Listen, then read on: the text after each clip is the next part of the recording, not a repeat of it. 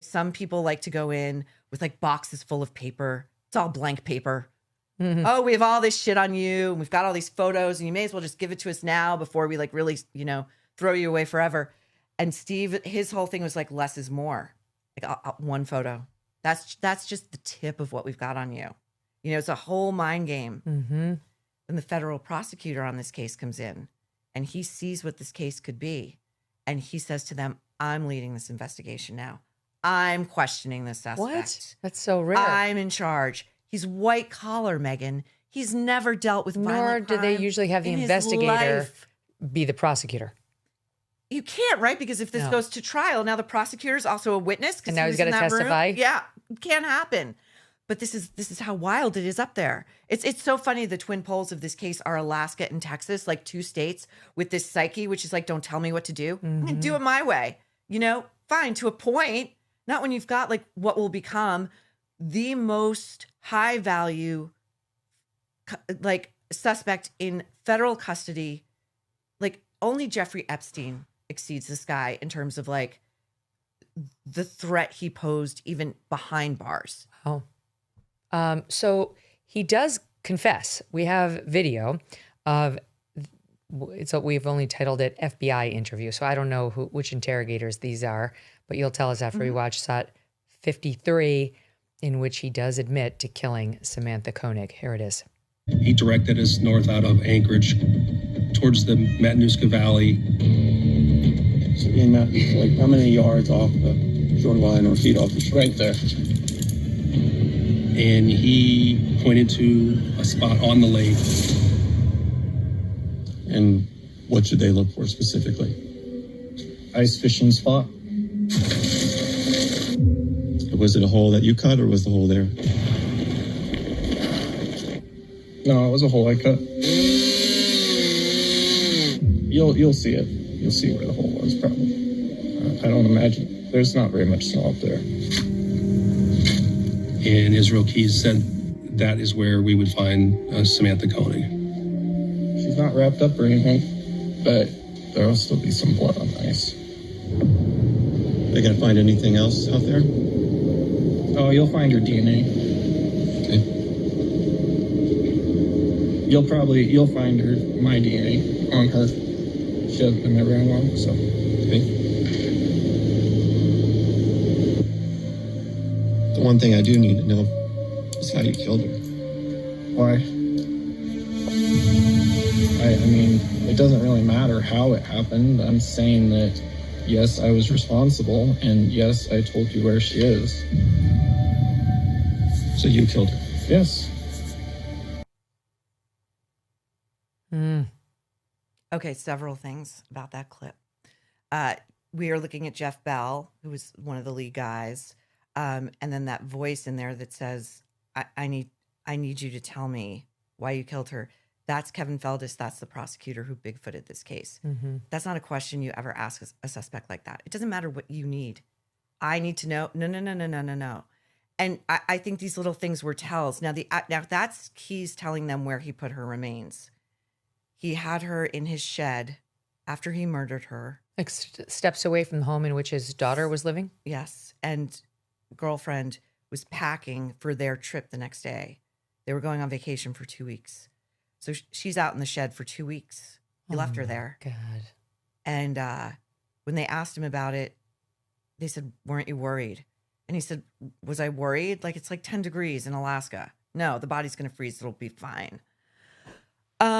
But they took the wrong shed when they arrested him. What?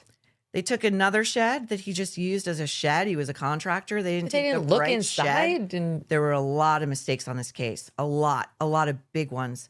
The confession, which is in American Predator, the text of the entire confession, the FBI has never made that public. I had to get that through someone very, very close to the case. But it's in none of the records that have been made public. The audio of it doesn't exist. They've tried to bury it. It's a confession in 2 parts, and it's broken up because 1, it went on so long, but 2, Feldis was in real danger of tipping their hand that they had nothing, that they had no evidence, and once you lose that power, you can't get it back. Third, Keyes originally spoke to them on the promise that he would not get the death penalty. They broke midday, came back to finish the confession, and he said he would only finish the confession if they promised to give him the death penalty. Right. That's so strange. We don't know what explained the flip, the switch. I think his mother spoke to me for the book. She's never spoken before or since. She said when she saw the footage of Keyes getting arrested in Texas, she knew that he knew his life was over, that was it. Yep. She knew he was a killer, by the way. What? Oh, she knew he was a killer. How? From the cat and the animals? Well, the cat, the animals. She and her husband kicked him out of the home. He was about 14. He was breaking and entering. He was gun running. He had this habit of, he would break into people's homes and move their furniture around. Oh. And then he would go outside and like peep and wait for them to come home and look through the windows and watch how freaked out they were. Mm-hmm. You know, he was a budding serial killer. And she told me, she said, oh, the FBI thinks Israel first killed in this date. And I know his first kill was much earlier. And I was Whoa. like, okay. Okay. Great. Could you be more specific? Why don't you call the FBI with that information? Well, and he said something like, it became apparent to me at a young age that the things I thought were okay, no one else thought was okay. Mm-hmm. And like I was different from the others. And it really does go to like, is the serial killer born?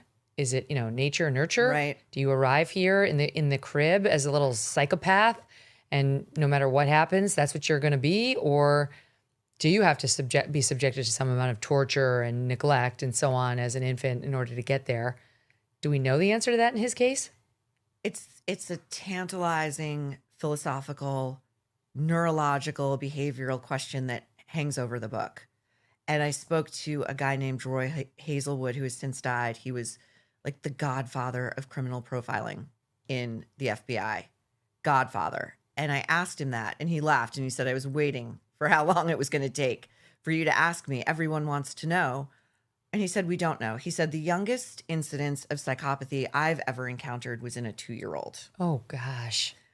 Who was self-harming in a sort of psychosexual way.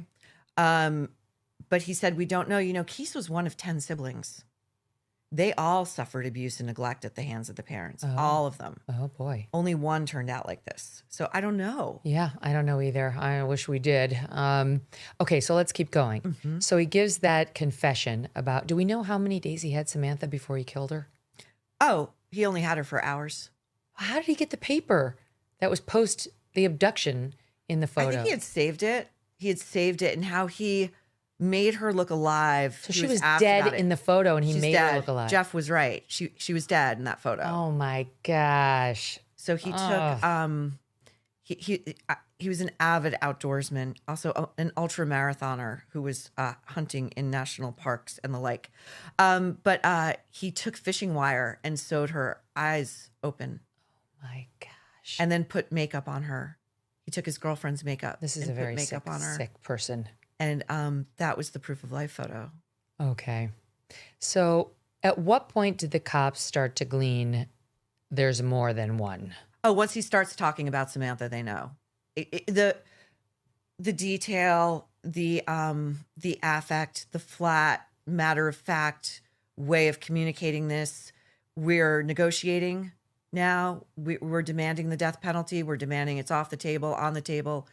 This is someone who's very interested in power and control, and it's not the first time he's done it. And in fact, Jeff told me that when he and Mickey Dahl first walked into that police station in Lufkin, into that interrogation room, he said the hairs on the back of his neck stood up before they even said a word to him. They knew.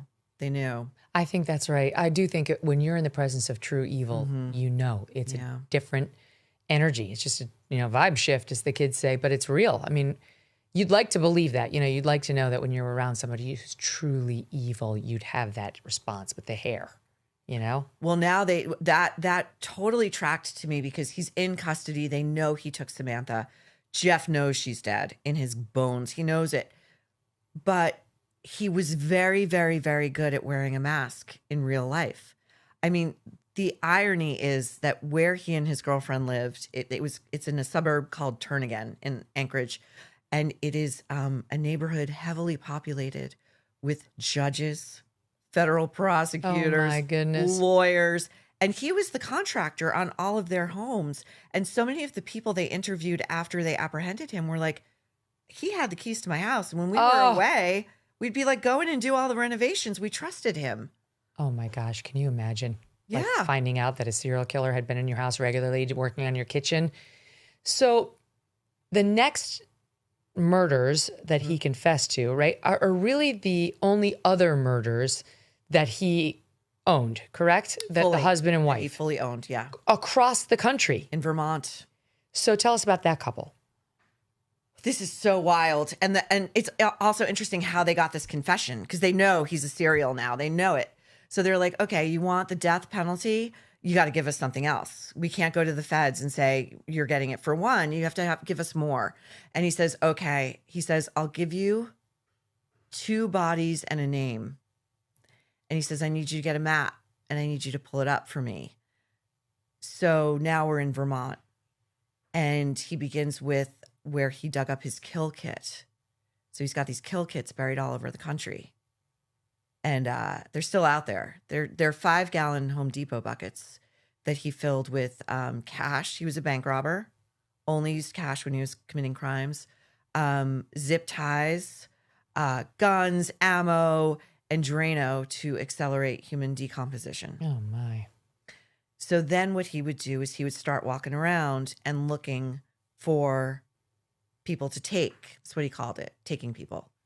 And he was out this night in Vermont. He was on a family trip. Was this after? No, it must have been before. This is before it had to be Samantha. before because she was his last. She's his last known victim, which is very important. Definitely not his last one. Oh. So it's a rainy night. This is his own self-report. He's staying in like a Holiday Inn or something. He goes out and he's looking for someone to take, and he comes upon this apartment complex, and this car is pulling in this little like VW Bug, and he likes this. And this guy gets out and it's raining, and he puts his newspaper over his head, and he's trying to rush into his apartment complex, and Keys is right behind him, unbeknownst to the guy. And the way Keys described it, his arm went like this behind the guy, like that. Like he just missed him. He was just about to take him. Like reaching forward and missing. Mm-hmm. And he said that guy has no idea, because if he had been like 1 second slower, he would have gotten it that night. He would have been the one. I mean, he had no victim profile. He would take anybody. And when I say take, he would abduct, rape, torture, and murder. And so he was bisexual. He was always like they call it practicing the parlances, like on sex workers, you know? Mm-hmm. Anyway, so he goes back to his hotel, waits for the rain to stop. Then it's like midnight. He goes back out. His own self-report, he comes upon this house. It's a suburban. It's like a flat single story. He sees in the yard there is no indication of dogs or kids. He says, I won't go near kids since having my daughter. Now you sort of see where he's beginning to realize he's going to be in the pantheon. You know, he says he doesn't want anybody to know he exists, but he does. This is the kind of thing the fictional character Dexter would say. Like, I'm a serial killer with a code, you know? Yep. I don't touch kids. Give me a gold star. He did touch kids. So he decides he's going to cut the phone line, see if an alarm goes off, which it does not. He smashes his way in as a contractor. He's pretty confident. He knows the layout. There's an older couple living there named Bill and Lorraine Courier. They are older. They are overweight. They are sickly. They have medication. They have a bird in the house. And this was one of the more chilling details that law enforcement told me. When he goes in, they had this huge bird. I forget whether it was a parrot or something, but the bird cage, which was like 6 feet, had the cover over it so it could sleep at night.